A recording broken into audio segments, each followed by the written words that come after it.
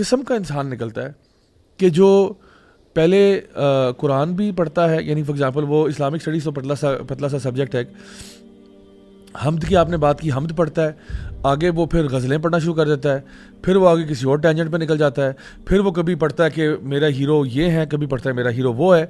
यानी वो जो एंड में जो बाय प्रोडक्ट एंड में निकलता है उसका, वो क्या निकलता है, यानी वो एक ऐसा अजीब सा कैरेक्टर निकलता है जो अपनी मुसलमान होने की एक तरह से उसको पता है कि ठीक है मैं मुसलमान हूँ लेकिन इतना भी नहीं हूँ, एंड साथ साथ फिर वो ये टॉपिक्स पे भी पढ़ता है, ये वाले भी शौक़ रखता है, रंगीन मिजाज होता है थोड़ा सा अपने शायरी और उसके अतबार से और बाकी चीज़ों में।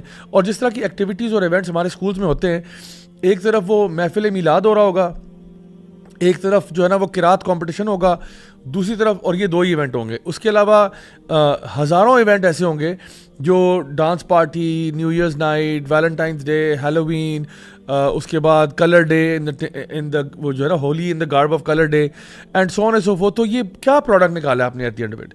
ये तो मुझे तो तरस आ रहा है बेचारे नौजवानों पे कि किस किस्म का कंफ्यूज सा आधा तीतर आधा बटेर किस्म का, हाफ कुक्ड किस्म का मुसलमान आपने बाहर निकाला है। और फिर जाहिर बात है अब ये कहीं ना कहीं जाएगा, कहीं ना कहीं पहुंचेगा, जब वो उस जगह पे पहुंचेगा जहाँ पे भी वो होगा, डू यू थिंक कि वो true Islamic ethical moral values का एम्बेसडर होगा, या क्या वो खुद कंफ्यूज होगा और बाकियों को भी कंफ्यूज करेगा? जी बिल्कुल खुद कंफ्यूज होगा, क्योंकि उसको बिल्कुल अपोजिंग व्यूज़ एक ही दफ़ा दे दिए जाते हैं। एंड आई थिंक हमारे बच्चों के साथ ना उनकी जो डिज़ायर्स हैं उनके साथ खेला जाता है, एक लिहाज से उनको छेड़ा जाता है। एंड मैं सिर्फ स्कूल को नहीं ब्लेम करूँगा लेकिन पूरे इकोसिस्टम को, लेकिन स्कूल उसमें बहुत बड़ा हिस्सेदार है, क्योंकि स्कूल्स दे हैव, देखिए हमने स्कूलिंग सिस्टम को जो है ना एक बस उनका ऑब्जेक्टिव ये है कि नंबर आएँ, मार्क्स मिलें और बड़ी बड़ी यूनिवर्सिटियों में जा सकें हमारे स्टूडेंट्स, और ताकि हम पर एडवर्टाइज़ कर सकें कि देखें हमारे स्टूडेंट्स कहाँ कहाँ गए हुए हैं। The focus education is now focused on making money, कि एक तो स्कूल सिस्टम खुद भी पैसे बना रहा है एंड आपने प्रोडक्ट भी वो बनाना है जो सिर्फ पैसा बना सके। तो अगर आप उस मैट्रिक पे देखें तो बहुत ज़्यादा स्कूल शायद सक्सेसफुल भी हैं कि ठीक है उनकी जो है ना स्टूडेंट्स जो हैं MNCs में, मल्टी नेशनल कॉर्पोरेशंस के अंदर हैं, वहाँ पे काम कर रहे हैं, ठीक है, उस लिहाज से तो सक्सेसफुल हैं। लेकिन उन्होंने एजुकेशन में से जो तरबियत है, जो एक इंडिविजुअल, एक ग्राउंडेड इंडिविजुअल बनाना, उसके अंदर कुछ क्वालिटीज़ इनकलकेट करना, मोरालिटी के लिहाज से एक गुड ह्यूमन बीइंग, एक गुड पर्सन टू सोसाइटी, वो आई थिंक उन्होंने लूज़ कर दिया। आई एम श्योर जीशान भाई इसके ऊपर कमेंट कर सकेंगे कि इनके पास भी स्टूडेंट्स आते हैं आपके पास काफ़ी ज़्यादा, क्या प्रोडक्ट निकलता है, क्या होता है उसमें? असल में this question is in irony. Zia भाई जब बात कर रहे थे ना, ये बिल्कुल वही बात है। इंशाल्लाह इशा की नमाज़ के बाद हम कॉन्सर्ट करेंगे। असल में आई थिंक कि वाइल वी आर डिसहार्टेड, लेकिन एट द सेम टाइम ख़ास तौर पे जितने टीचर्स मुझे सुन रहे हैं ना, मैं उनको कहूँगा कि आप brighter side of the picture भी देखें। Yes the schooling system is to be blamed, I agree. हम जिस सिस्टम के अंदर बच्चे जकड़े हुए हैं उस पर बहुत ज़्यादा फोकस अब डांस पार्टीज़ पे भी है, फलाने पे भी है, धमकाने पे भी है।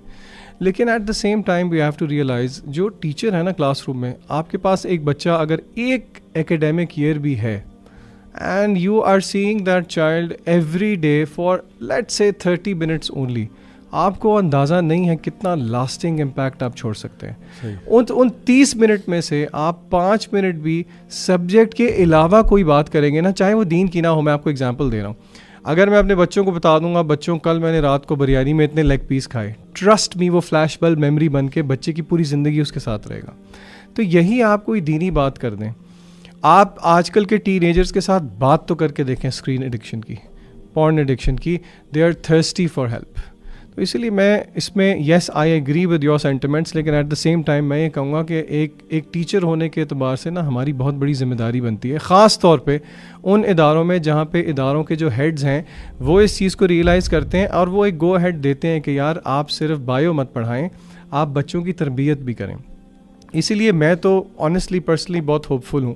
मेरे पास अगर एक बच्चा 3 साल 5 साल एक है तो मुझे अल्लाह से बहुत उम्मीद होती है कि आई इंशाल्लाह will leave an impact on him. और आप यकीन करें, आपको बहुत ज़्यादा दरस व तदरीस करने की भी ज़रूरत नहीं होती। आप चलती फिरती उनके लिए दावत बन सकते हैं विद योर गुड अखलाक, विद योर गुड मैनर्स। लेकिन येस, अहमद भाई ने भी जो बात की ना, schools are not only to be blamed, families and parents are equally to be blamed. क्योंकि वो ये समझते हैं, कुछ वालिदैन इस तरह के होते हैं जो कहते हैं जी हमने तो स्कूल ठीक है ग्रेड्स के लिए नहीं तरबियत के लिए भेजा था, वही आपकी तरबियत किधर है। बच्चे तो एक कॉग्निटिव डिसोनेंस का शिकार होकर स्कूल आते हैं। वो उनकी अम्मी चाह रही हैं कि बच्ची जो है वो अपने बालों को कवर करे, लेकिन वालदा तो कवर नहीं करती, बच्चा तो एक कंफ्यूज पर्सनालिटी बन के निकलता है। तो I think we are on a stronger position. मेरे अपने बच्चे हैं, बाबा अगर कुछ कहें तो वो बात भारी नहीं है। टीचर ने 2+2 5 कह दिया, दैट्स द ट्रूथ। ये एक बच्चों की नेचर होती है। तो इसलिए आई बिलीव कि एक टीचर को अल्लाह ने ना एक अपॉर्चुनिटी दी है एक लास्टिंग इम्पैक्ट क्रिएट करने के लिए। तो टीचर्स अगर अपने लेसन्स में से कुछ अच्छी बात, चलें आप यूनिवर्सल ट्रूथ्स की बात ही कर लें, वैसे तो आइडियली तो एक मुसलमान को शर्म नहीं आनी चाहिए किताब व सुन्नत की बात करते हुए, लेकिन आप जनरलिटी में भी बात करें, which I understand not every school will agree to talking about किताब व सुन्नत इन द क्लास, तो उसका इंशाल्लाह बहुत लास्टिंग इम्पैक्ट है। मैंने देखा है, मैं आपको एक मिसाल देता हूँ। मैं स्कूल का नाम नहीं लूँगा, लेकिन the school that I teach in, उसमें एक बच्चे को मैंने एक और स्कूल में ग्रेड 9 से लेके ग्रेड 11 तक पढ़ाया। उसी बच्चे को मैंने A लेवल्स में पढ़ाया, और अब वो इस वक्त बाहर आई थिंक UK में या US में है। और ठीक है, इस तरह के बच्चे एक्सेप्शनल होते हैं, लेकिन अल्लाह ताला ने भी उसकी हिफाजत की। उसके वालिदैन नेक थे, उसको अल्लाह ने टीचर्स भी इस तरह के दिए जो कि साथ साथ गाइडेड रहे। A लेवल्स में उस बच्चे की नज़रों की हिफाजत मैंने उसको करते हुए देखा। यस, वो दूध का धुला नहीं था, he would hang around with women, लेकिन मुझे नज़र आता था कि उसको बार बार इस चीज़ का एहसास होता था कि ये गलत है। और अब वो मेरे साथ राब्ते में है माशाल्लाह, और अल्लाह ने उसको बहुत सारी खुराफात से बचाया हुआ, even in the western world, जो कि यहाँ पर भी अक्सर बच्चे बच नहीं पाते। सो बहरहाल देयर इज़ होप, और मैं तो होपफुल साइड पर ही हूँ। अच्छा, मैं ये कहूँगा कि वो आपकी बात सही है कि it takes a village to raise a child. On the other hand I would argue के ज़ीशान भाई शायद आप उन यूनिक टीचर्स में से हैं जो कि बच्चों के बारे में कंसर्न्ड हैं और बच्चों के बारे में आप उनकी तरबियत के बारे में सोच रहे हैं। और भी होते होंगे, लेकिन सम टाइम स्कूल की जो मैनेजमेंट है ना वो इतनी इस पे खुश नहीं होती, और परहैप्स आपको शायद टीचर्स ट्रेनिंग इंस्टीट्यूट बना लेना चाहिए इस मुल्क और कौम की खिदमत के लिए, कि जहाँ पे टीचर्स इस तरह के निकलें जो कि बच्चों के बारे में वो रखते हों। क्योंकि आम तौर पे क्या होता है, आम तौर पे, and you would think about this, के पढ़ाने के लिए वो जाता है, वो कहते हैं ना, those who can do teach, जिसको और कोई काम नहीं होता ना, जिसको माशरे में जॉब नहीं मिल रही होती, कहते हैं चलो यार पढ़ा लेते हैं। या फिर वो ख़वातीन जिनकी अभी शादी होने वाली होती है, कहते हैं अभी 2 साल हैं, वो भी गए हुए हैं दुबई, अभी आएंगे तो शादी करेंगे, कहते हैं 2 साल चलो फिर पढ़ाई लेते हैं। तो शौक से पढ़ाने वाले ना बड़े थोड़े लोग होते हैं। आमतौर पे वो आता है क्योंकि यार टीचर को क्या देते हो आप, मतलब लेट्स बी ऑनेस्ट यार, क्या आप उसको पर्क्स देते हो, क्या आप उसको देते हो। और माशरे के अंदर अगर आप कहते हो ना, जी I am CEO of this corporate organisation, oh wow, I am the regional director of so and so, oh wow, मैं जी टीचर हूँ, कुछ भी नहीं, मैं खुद टीचर हूँ, मैं इस्लामिक यूनिवर्सिटी में पढ़ाता हूँ, जोनेक और जगह भी पढ़ाता हूँ, so I teach at institutes as well. But the thing is के मैं तो आई डू इट, मतलब किसी को बताना नहीं, I mean I do it for free, ये ठीक है ना, मतलब वो जो पे जो करते हैं it's peanuts compare to anything. So I do it because I love teaching, and I think हम में से कई टीचर्स जो हम लोग हैं, हम लोग वो नहीं है जो कि एक ऑथेंटिक प्रोडक्ट निकलता है।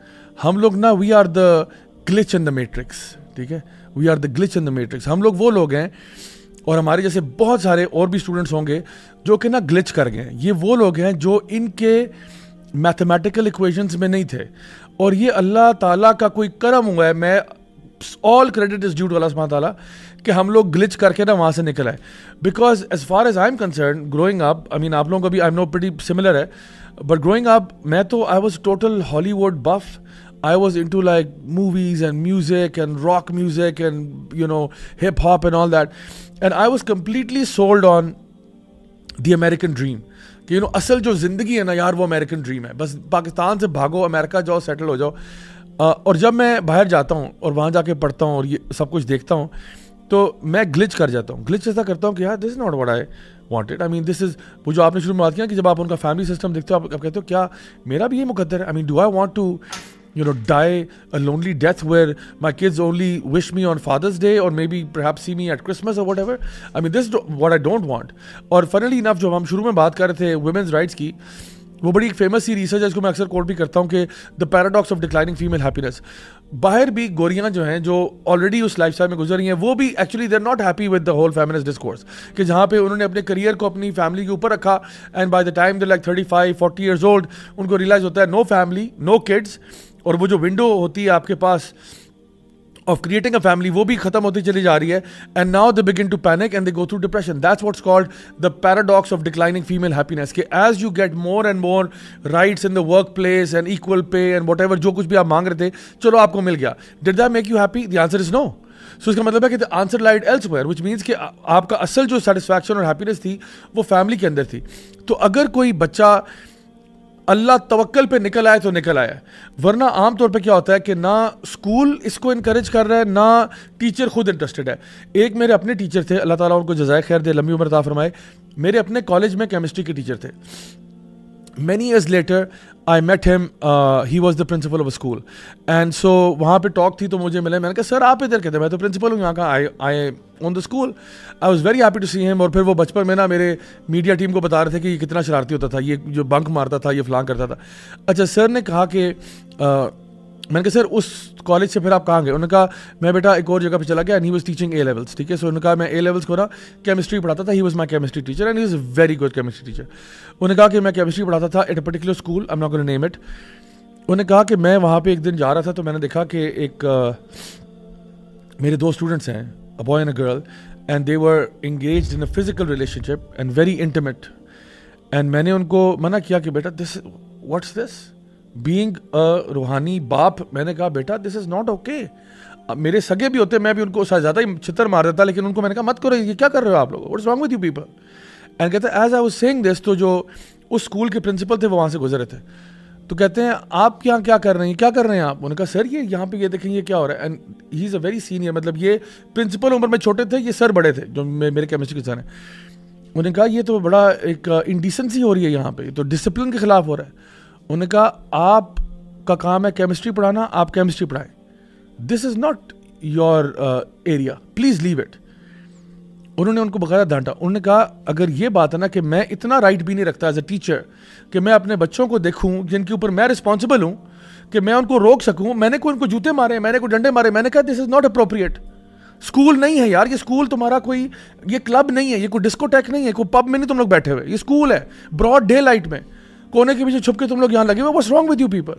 तो कहते हैं आगे से मुझे कहते हैं कि दिस इज नॉट, ये आपका एरिया ही नहीं, आप छोड़ दें इसको, आपका काम केमिस्ट्री पढ़ाना, केमिस्ट्री पढ़ाए. उन्होंने कहा अगर केमिस्ट्री पढ़ाना आई रिजाइन राइट नाउ, आप अपनी जॉब अपने पास रखो, आई एम लीविंग. और कहते हैं मैंने छोड़ दिया.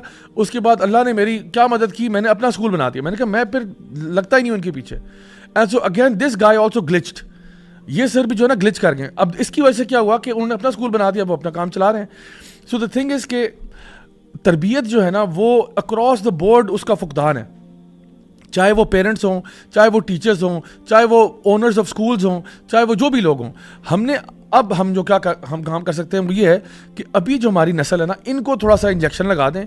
चाहे हम थ्रू आर दावा टूर्स करते हैं, विंड्स ऑफ चेंज के थ्रू करते हैं, स्कूलों में करते हैं, कॉलेजों में, यूनिवर्सिटी में, जो भी हम कर सकते हैं, इन बच्चों को संभाल लें, इनको प्रोटेक्ट कर लेंगे इस तरीके से, इनको बचा लें बस किसी तरीके से. Tell them who they really are, कि इनकी आइडेंटिटी क्या है, इनकी शनाख्त क्या है. इस दफ़ा हमारा जो विंड्स ऑफ चेंज हुआ है उसका स्लोगन भी ये, पहचानो खुद को, यानी नो हु यू आर. यानी ये जो एक लिम्बो में आप फंसे हुए ना, आधा तीतर आधा बटेर, आई डोंट नो मैं मुसलमान हूँ, कितना मुसलमान हूँ, क्योंकि हर स्कूल में तकरीबन ऐसे ही होता है. पहले वो तिलावत कुरान पाक होती है, फिर उसमें नात रसूल मकबूल होगा, फिर उसके बाद कुछ ना कुछ शुरू हो जाएगा, जो मर्जी इवेंट आपने रखा हुआ है. सो बच्चा कंफ्यूज्ड है, उसको ये नहीं पता मेरी आइडेंटिटी क्या है. एंड द थिंग इज, अगर आप सिंपली आइडेंटिटी पे जाते हो ना, आइडेंटिटी का सबसे बेस्ट हमारे पास जो तरीकाकार होता है अपनी आइडेंटिटी शो करने का, जिस तरह आपने शुरू में कहा ना, humanity is not really identity. So what is identity? हमारा NIC कार्ड होता है, CNIC कार्ड. उस पर क्या लिखा होता है? आपका नाम लिखा हुआ है, उस पर आपकी डेट ऑफ बर्थ लिखी हुई है, उस पर आपकी वल्दियत लिखी हुई है, उस पर आपका होम एड्रेस लिखा हुआ है, वगैरह वगैरह. ये तकरीबन सारी चीज़ें ऐसी हैं जिन पर आपका कोई इख्तियार नहीं था. नाम आपने अपना खुद चूज़ नहीं किया होगा, I am pretty sure about that. आपने अपनी वल्दियत चूज़ नहीं की, you didn't choose your parents, you didn't choose where you would be born. आपने अपना वो जो वो होता है ना अलामती निशान, कोई कहता है मेरा यहाँ तिल है, कोई मेरा यहाँ कट है, वो बर्थ मार्क वो भी आपने चूज़ नहीं किया. So literally whatever you are kind of identifying yourself as, none of that you choose for yourself. But one thing that you can actually choose, उस पर लिखा होता है रिलीजन इस्लाम, और वो भी इस्लाम हमने चूज़ नहीं किया होता, वो भी हम बाई चांस होते हैं, मुस्लिम्स बाई चांस. तो उसको चेंज करके ना मुस्लिम बाई चॉइस बनने की बात है. और आई थिंक हम लोगों की जो जर्नीज़ है, आई कैन सेफली से we're all Muslim by choice. हम लोग yes we were born into a Muslim family, but obviously हमारे घर के हालात भी वो नहीं थे जो आइडियल एक इस्लामिक हाउस होल्ड के होते हैं. सो हमें एक जर्नी के थ्रू गुजरना पड़ा to discover who we are. And so now we just trying to help our youth, you know realise we don't claim हमारे पास सारी दुनिया के सारे आंसर्स हैं, but what we are saying is के you know start that journey. वो जो एग्जिस्टेंशियल क्वेश्चंस है ना, जिनके बगैर आप नहीं सर्वाइव कर सकते, आपकी ज़िंदगी में बेचैनी बेकरारी रहेगी जब तक आपको